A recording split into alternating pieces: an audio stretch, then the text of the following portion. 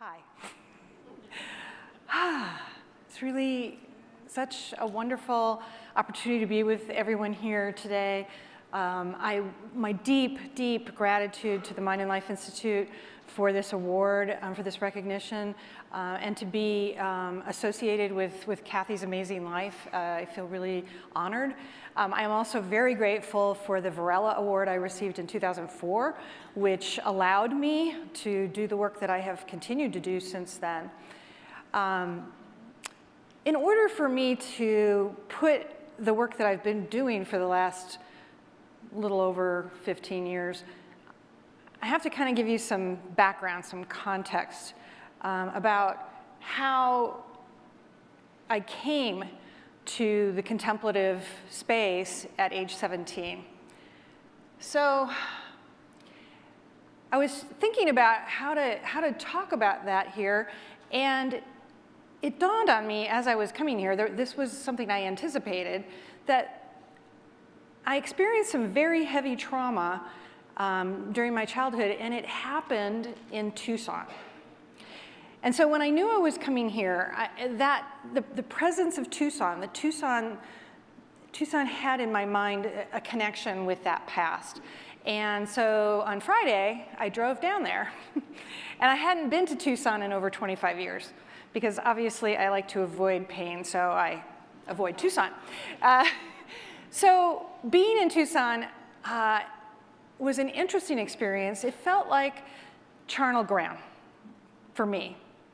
And so I found this quote that for me, that Rinpoche, Trungpa Rinpoche came up with. It really embodied how my own practice evolved from this charnel experience. So rugged and raw situations, and having accepted them as part of your home ground, then some spark of sympathy or compassion could take place. You're not in a hurry to leave such a place immediately. You would like to face the facts, realities of that particular world. So I spent my early childhood in Ann Arbor, Michigan. My father was a professor at the University of Michigan. We lived in one of those leafy, beautiful neighborhoods of Ann Arbor. But my mother had borderline personality disorder. And she was very confused and decided that she wanted to live in Tucson. So she moved to Tucson, and my father drove us across the country, my two sisters and I, in a 1957 microbus. You know, anybody that knows Michigan, if you own a microbus in the 50s and 60s, you were really weird. So my dad was kind of strange. But we had a great time. We drove all the way across the country. We ended up in Tucson, and Tucson at the time for me was quite a shock, because it was such a contrast to the environment I had been in Ann Arbor. It was very barren, and it was very cold, and it was very desolate. Like, everything seemed that way. And also, it was kind of grimy and grungy, which wasn't something I was used to. And then something was going on that I didn't understand, but my father left and went back to Tucson, and then he suddenly died of an aneurysm, leaving my sisters and I in this grumby place where we didn't know anybody and we had no family, with a mother with borderline personality disorder and alcohol and drug problems. So between that time, which right around my 9th birthday, until I was 15, we kept moving, we kept changing schools. My mother just spiraled down, and she ended up committing suicide. So at age 15, my world was completely shattered. I mean, it was being shattered along the way, but at that point, anything that I thought I knew about reality was gone, including any kind of religious or spiritual ideas I had about God or what to do about situations like this, just shattered. And I felt really lost. But along the way, just maybe a year later, I discovered Zen meditation. And for me, the practice of meditation really helped me, and also the philosophy around Buddhism allowed me to recognize that this stability of reality that I thought I knew was an illusion. Now, that's not something you can actually comprehend right away. I feel like I'm still learning that.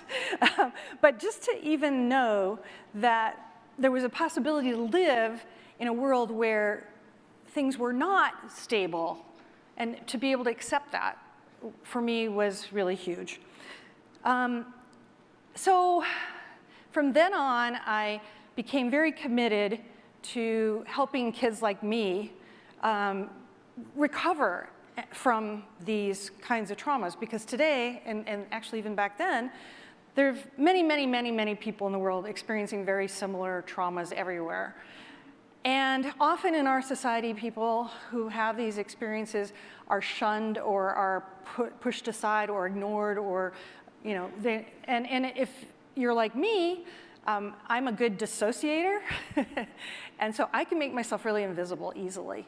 And so that's how I coped in a classroom in a school, was just to kind of disappear.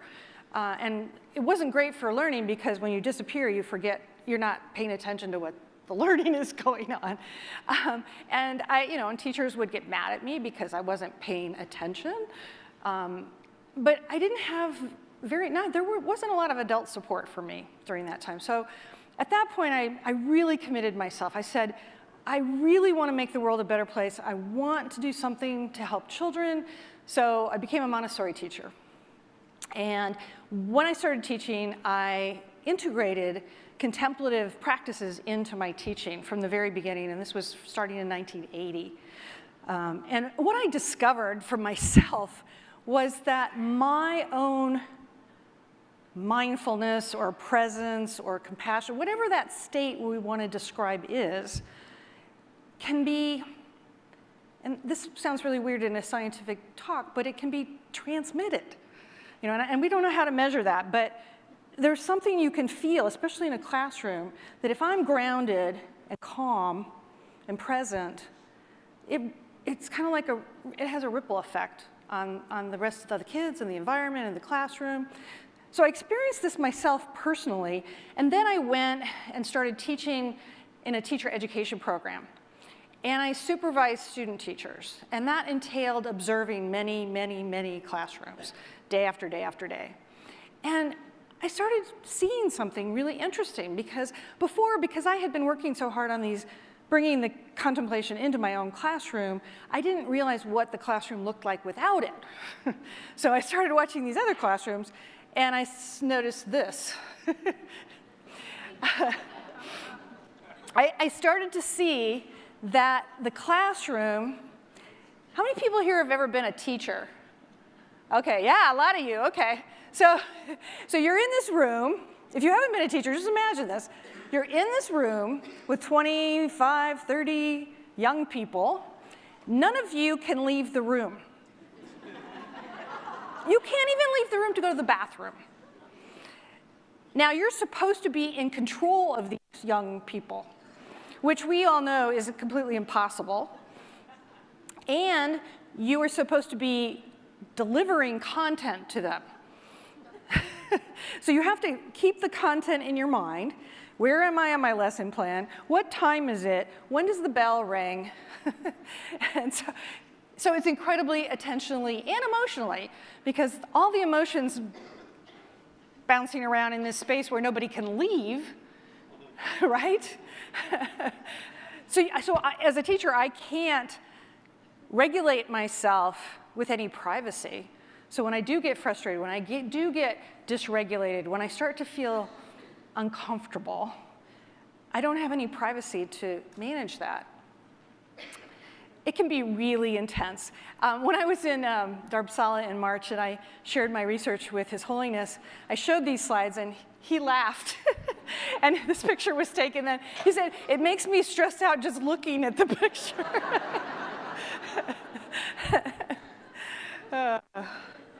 So during this time, I had the great privilege of working on the Cultivating Emotional Balance project right after I graduated at UC San Francisco.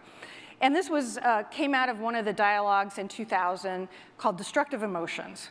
And Paul Ekman and Alan Wallace came together with some other people, and they brought mindful awareness practices and emotion skills together. And they chose teachers as subjects of a randomized trial to test this intervention. And when I found out about it, I was, this is what I want to do, exactly. So I connived my way into that project by not letting her say no, just kept bugging them. And I ended up becoming the project director of that project. And I attended every single one of the CEB trainings and got really familiar with it. Now, we showed great impacts on the teacher's well-being. That was self-reports, biological, it was a huge study. Anyway, but I was really interested in, does this change their behavior? Does this help them cope with that crazy classroom that has all these, how can that help them be better in the classroom? And how might that help students? So Mark Greenberg, who's here somewhere, and we reviewed this literature to try to create a theoretical model to build research around what are the factors in teachers that can promote these great things that we're all working towards. And if you want to learn more about it, this 2009 paper has become a real, it's really highly cited, and a whole bunch of research has grown from this one paper, which is really rewarding. And the research I'm going to show you today is also a building on this model. So when we reviewed this literature, we discovered what we called a burnout cascade. These demands that I showed you in that slide can create emotional exhaustion, which leads to reactivity. You become highly reactive. And then that disrupts the classroom even more. So that was the thing that I saw, was that teachers in their own reactivity were disrupting their own classroom, but the perception they had was the students were doing it. And to try to explain to somebody that that's happening is really difficult. and that's what really drove me to do this research, so that I could figure out how to help these teachers.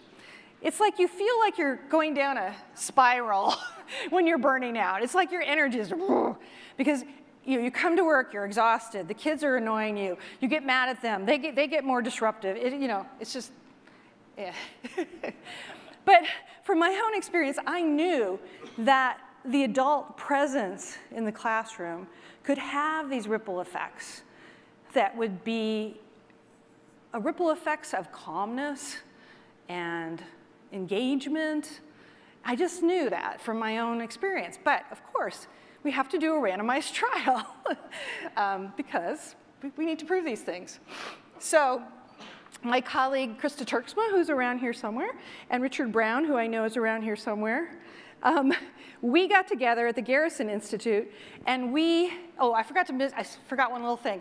I did a study with my Varela Award money to see if CEB would change the teacher outcomes, and it didn't.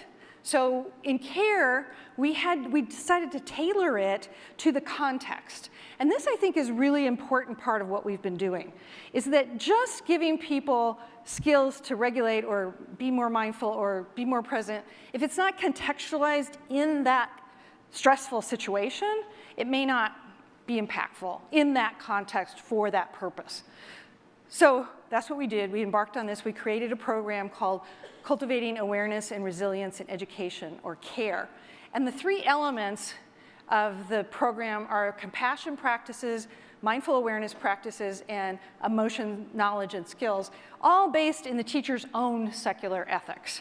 So the beginning of the program involves teachers reflecting on their own values and why they became teachers.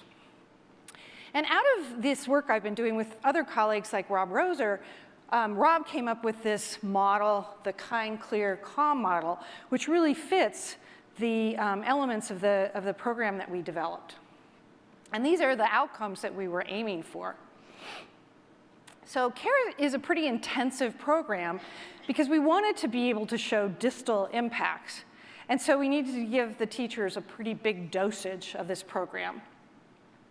And we wanted to look at, does CARE impact teachers? And we had done other research where we showed that teacher well-being was improved by CARE, but we hadn't yet looked at the classroom interactions to see if the dynamics in the classroom changed, and we hadn't looked at student outcomes yet.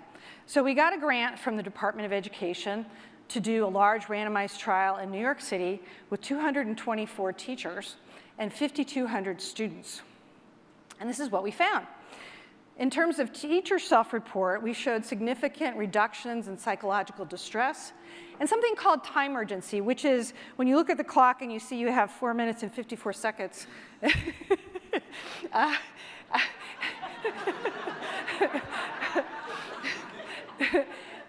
Emotion regulation and mindfulness. And mindfulness, we use the FFMQ, and I'm always amazed that we keep finding the impacts on this measure because I've been highly skeptical of it, but we keep finding impacts. And the improvements continued in psychological distress, emotion regulation, and mindfulness across a whole year. They kept improving on those dimensions. In the classroom, we used a measure called the class, which looks at domains of interactions. And we showed a significant improvement in emotional support. And we showed an improvement in classroom organization, but it was a trend level. But when you look at emotional support, it was really positive climate, positive emotional climate, and teacher sensitivity that was driving the improvement in that domain. Then we asked teachers to report on all their students. And we showed a significant impact on engagement in all of the students across the board. But we didn't expect all of our students to be impacted by care, because any of you who've been a parent or are a parent, you know if the kid is doing okay, if they're doing fine, whether their teacher is a little more present or not is not going to make a huge difference. But kids who are at most risk, kids who are in most need, like I was, are the ones that need a teacher to be there for them and show up completely for them. So if we looked at just the kids with low social skills, they improved in reading competence. I thought that was really amazing. And it makes sense because if you're hypervigilant or you're socially awkward, it's really hard to immerse yourself into reading because you're not feeling safe. Another outcome we found that's really interesting is this mindfulness measure seemed to moderate other student outcomes, like low mindful teachers, their students improved in motivation, and they also improved in reading competence. So we could think about mindfulness as maybe, or mindlessness as a risk factor for teachers. So this was just the beginning of not proving, but supporting the understanding that we have about the critical importance of the teacher's own well-being, presence, compassion, calm, clear kindness in the classroom. And now the Compassionate Schools project we are doing in Louisville, we've been reinventing health and PE education. And this has worked out really well because in the education world, that curricular area has been really neglected for a long time. They're still playing dodgeball, you know? If you were like me, I hated dodgeball. Like, dodgeball triggered me like crazy to get hit by a ball. I was like, I would get hit right away so I could go sit down. So we combined mindful awareness practices that were developmentally appropriate, some of which I had been experimenting with long ago. Yoga, and my colleague Alexis Harris, who's around here somewhere, she is this yoga teacher master. I don't do the yoga thing, she does. So I have to give her all that credit. And then we also investigated how to teach improved nutrition. And we discovered some practices for helping kids be more aware of what they're eating and feeling. So it's a kind of a mindful eating experience. And we've been testing it. And we're really excited about how it's going. And eventually, it will be freely available online when we're done with all this. But so more to come. Stay tuned.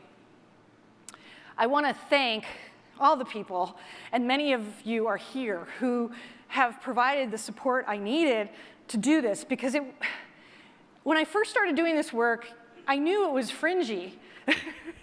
In fact, because I was in the San Francisco Bay Area, I would go to conferences and I would tell them what I was doing and they would roll their eyes.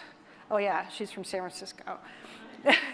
And when I got to Penn State and started presenting in the East Coast, people say, "You did that in Harrisburg?